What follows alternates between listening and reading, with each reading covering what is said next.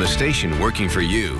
This is WRTV News at 11, streaming now. Welcome in. Bars and live music venues in Indiana should not be packed this Labor Day weekend due to COVID precautions. In Marion County, those businesses will not even be open. Some say they've been shut down despite trying to adapt to the new normal. WRTV reporter Cameron Riddle shares the struggle that some business owners are still facing 6 months into the pandemic. Tonight, the inside of Epic Ultra Lounge is completely empty of customers, and a violation from the Marion County Health Department says it should stay that way until several changes are made. We do some amazing things here at Epic. We have great events, but as of yesterday, I was shut down. Shauna Burnett is the owner of the place, known for its live music on 86th Street in Castleton. Through the pandemic, Epic has become a popular spot to take in live music while sitting in your car during its weekend parking lot concerts. But according to the health department, video sent to them from social media showing visitors not wearing masks and not social distancing led to Epic being shut down and Burnett slapped with a $1,000 fine.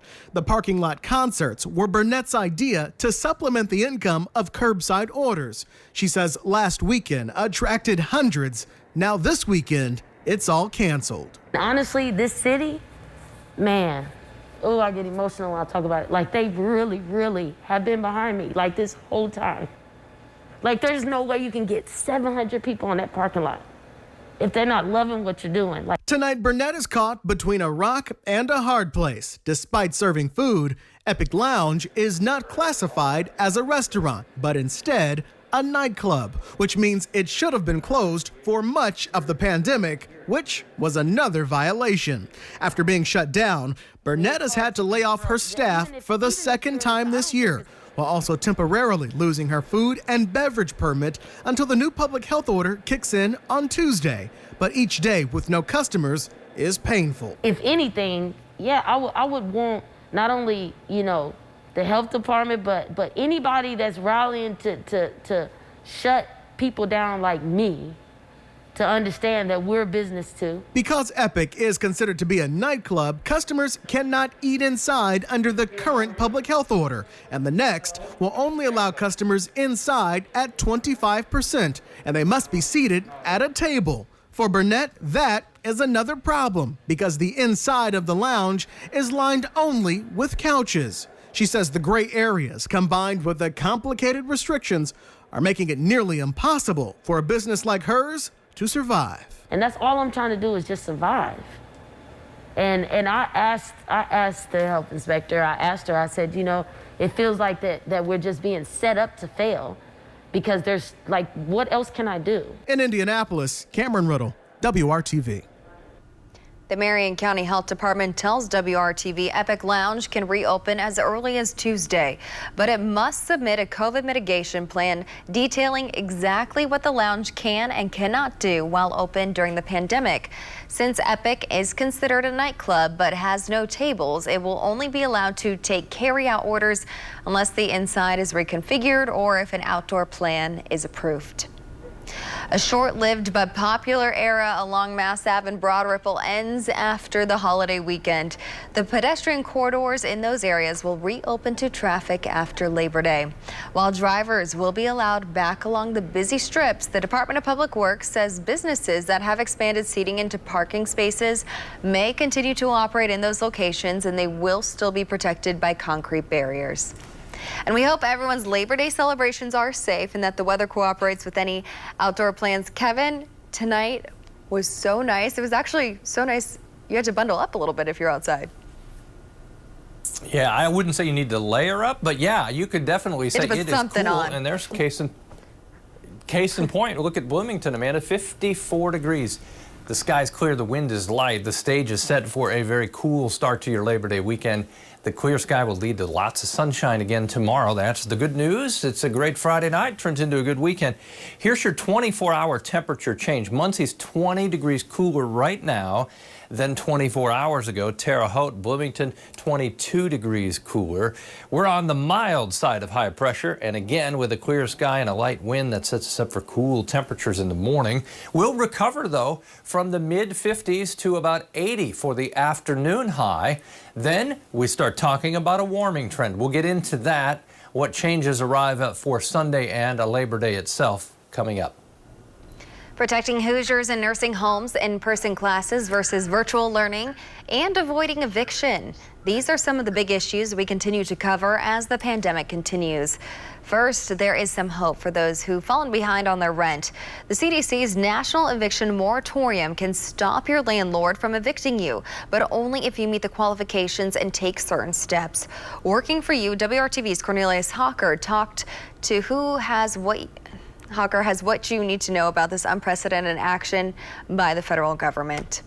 Brendan Beeler, director of the Housing Law Center for Indiana Legal Services, explains why the federal order stopping eviction applies to Hoosiers. If the state has reported active cases of COVID-19, which Indiana does, and if the state does not have an eviction moratorium, you either expect to make less than $99,000 this year or less than $198,000 if you're going to file a joint tax return. You did not have to file income taxes in 2019, or you received a stimulus check this year. You'll need to sign a form that looks like this, declaring you meet the requirements, and will work to try and figure out some sort of payment plan for the rent you owe. Brandon tells me this eviction protection covers all renters. This does apply to private landlord contracts, so not just tenants that are in federally subsidized programs. In the coming week or two, Brandon expects the Indiana Supreme Court to roll out recommendations to help renters and property owners during this difficult time for everyone. The goal of this eviction moratorium, Brandon believes, is to try and bring both sides to a mutual agreement. Is to really try to work out some deals to give tenants some security in their housing and landlords some comfort in knowing that they'll be paid, even if it's in partial installment payments, to make it up. Working for you, Cornelius Hawker, WRTV. If you meet the moratorium requirements and your landlord still tries to evict you, you may need to go to court. This eviction moratorium is only in place until December 31st. Unless it's renewed, landlords can demand payment of all rent owed immediately, starting the eviction process. That's why it's important to try and work out some sort of arrangement before then. Parents in another central Indiana school district are fighting to get their kids into classrooms. Washington Township students have been doing virtual learning since the new school year started on July 30th. Under a new plan, the district says the COVID-19 positivity rate must be 5% or lower in Marion County in order for students to return. One couple tells WRTV they feel like their voices are not being heard. I was really frustrated with the fact that a reopening plan was shared with families and we were invited to offer feedback. And then the day before the school board meeting, we received an email that said the plan was modified and that the plan or the modifications would be discussed at the school board meeting. In my opinion, their reopening plan was sort of rolled out non-transparent as well. And was revised and didn't really re-engage the public. The district's approach to returning to stricter than the county's guidance. We asked why. A spokesperson sent a statement saying, in part, quote, "We are very conservative in our interpretation of the MCPHD guidelines, and that is how we arrived at the current 5% or lower threshold. As stated by the board, we will continue to revisit our decisions on this topic." According to the State Department of Health, 12% of positive COVID cases in Indiana have been people ages 19 and younger. 6.1% have been people 80 and older. 60% of the state's COVID-19 deaths happened in long-term care facilities. The Democratic candidate for governor says Indiana is not doing enough to protect our most vulnerable from the virus. WRTV Investigates has been tracking concerns in nursing homes since the beginning of the pandemic. Every day, about 27 nursing home residents test positive for COVID-19. And every week, about 24 die from the virus. While the state tested nearly all nursing home staff in June and August, Indiana has not tested all long-term care residents. Dr. Woody Myers is running for governor. He says more widespread and frequent testing of residents is needed to curb future outbreaks. It upsets me. It makes me angry that we didn't respond better. So what should we do right now? Our testing resources should really be concentrated in places where the virus is most prevalent. And we know that our nursing home patients are at most risk, and so they should get additional testing resources. The federal government is sending testing kits to long-term care facilities throughout Indiana. Governor Holcomb's campaign says, quote, "Through every step of this global pandemic, Governor Holcomb has prioritized the health of Hoosiers, including those who call long-term care facilities home, their families, and our healthcare workers." While Woody advocates for more bureaucracy, Governor Holcomb continues to provide the necessary support and resources to help stem the impact of this pandemic on our vulnerable communities. Coming up from Hamilton County to Johnson County, the WRTV sports team is bringing you Friday Night Football. And next. We can't think that we're going to be able to recover from an unprecedented situation by using old methods and means. We have to change. How the pandemic could change the way you catch a flight.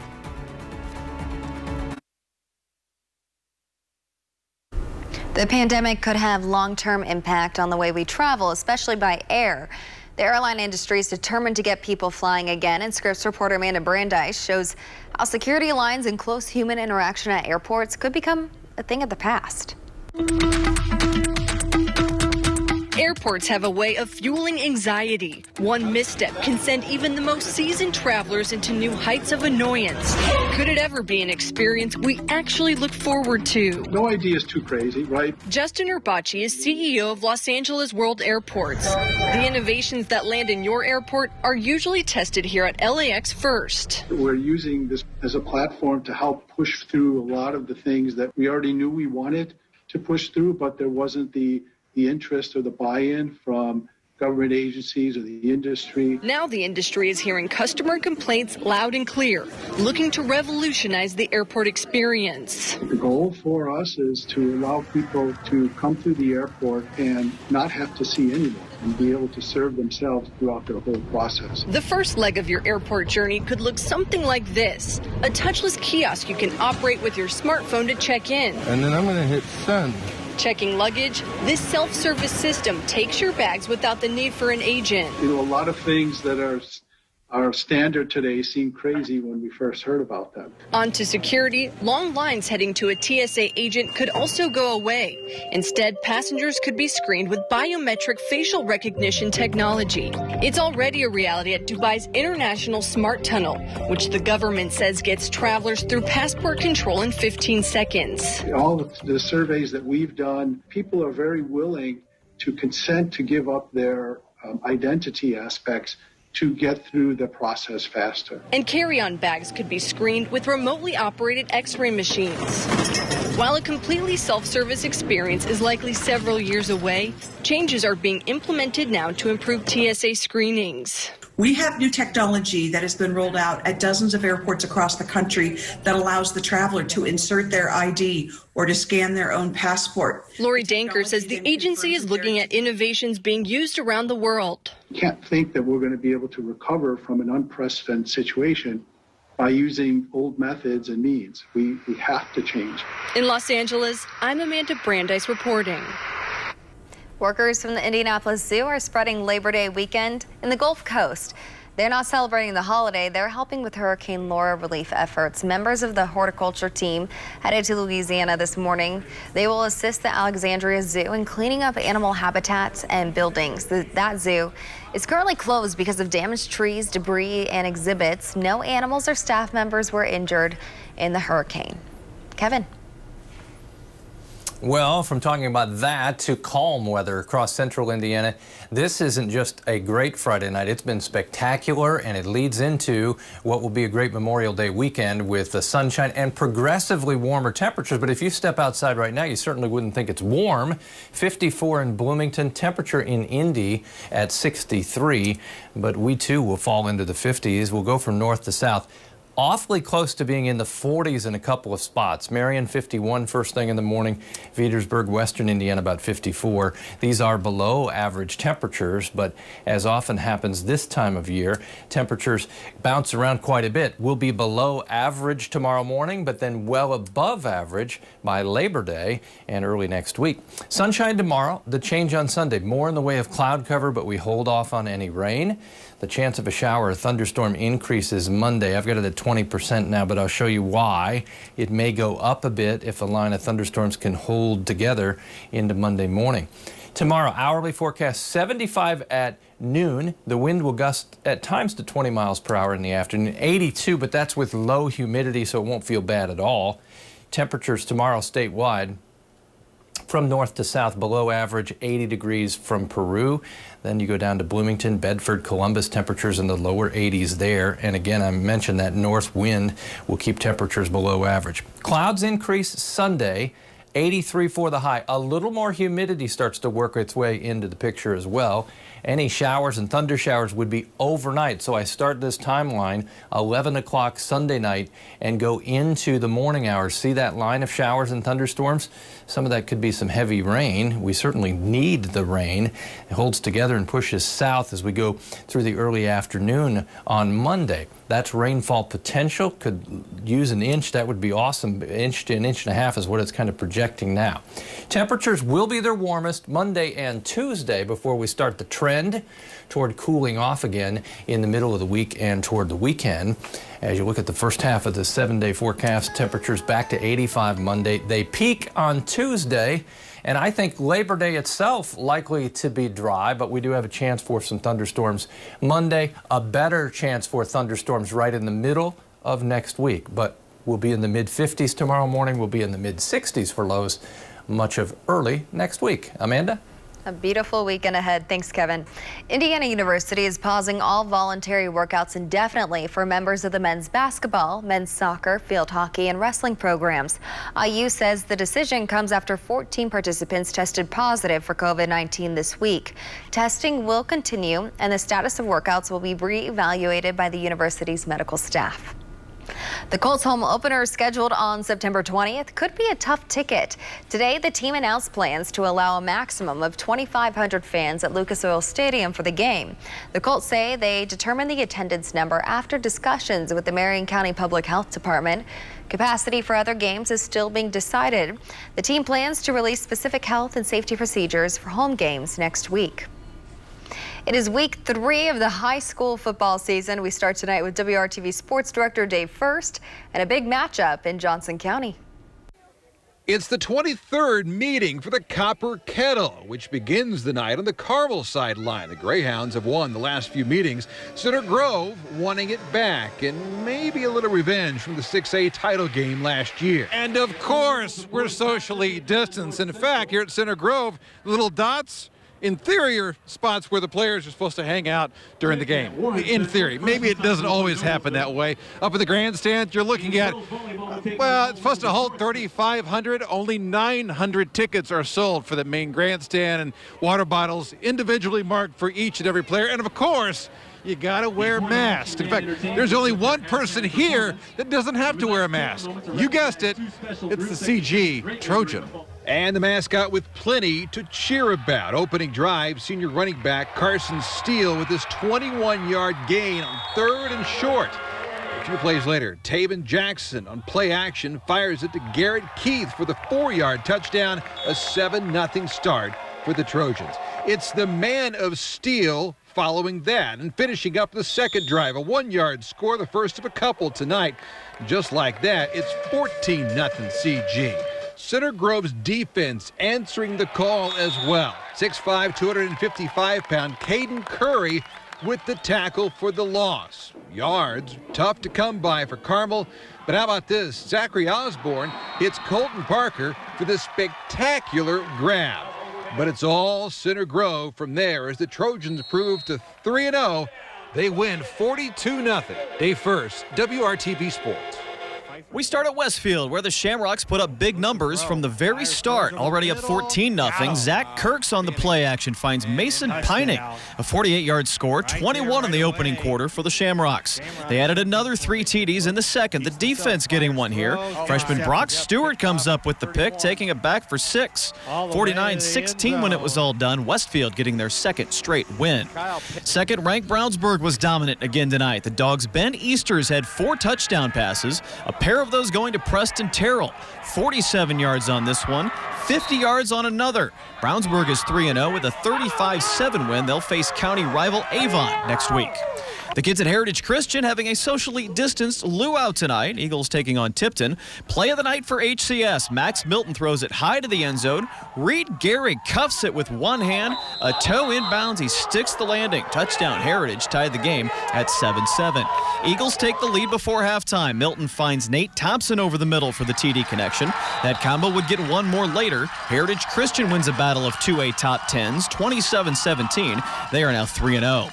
Finally at Brebeuf, the Braves fell behind 14-0 to Ritter, but come all the way back. Drake Hagerman escapes the pressure and finds Braden Sanders for the long touchdown strike.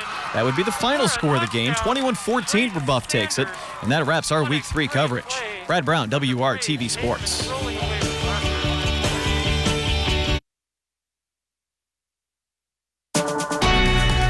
From the station working for you, this is WRTV News at 11. Streaming now. Protests in Portland, Oregon continue after federal agents killed the suspect in the death of a right-wing activist. ABC's Rena Roy has the latest.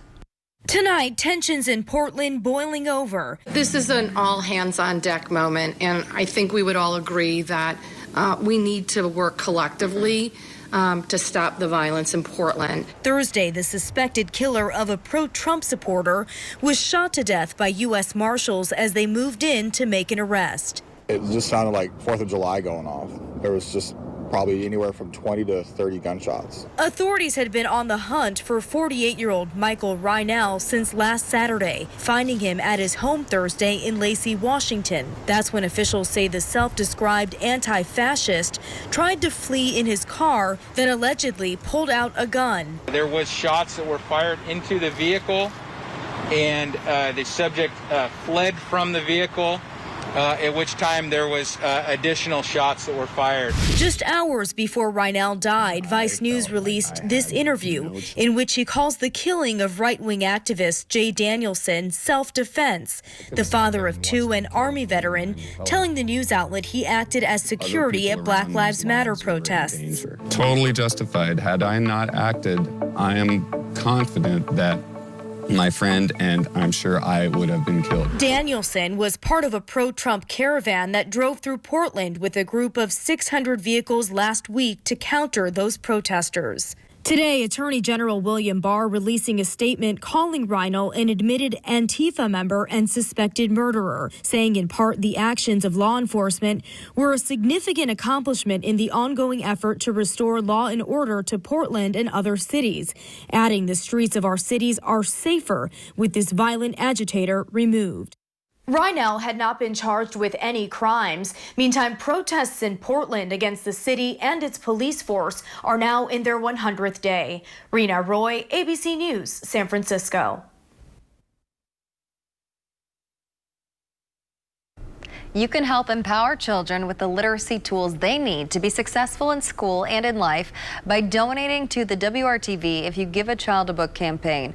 The fundraiser goes through September 11th. Go to WRTV.com/giveabook for more info. Kevin. Well, lots of sunshine. A picture book would tell the story for the weekend. Sunshine during the morning hours after we start in the 50s. Afternoon high right at 80. Have a great weekend. Amanda? Thanks, Kevin, and thank you for making WRTV your choice for news. We'll give you this live look downtown. Good night.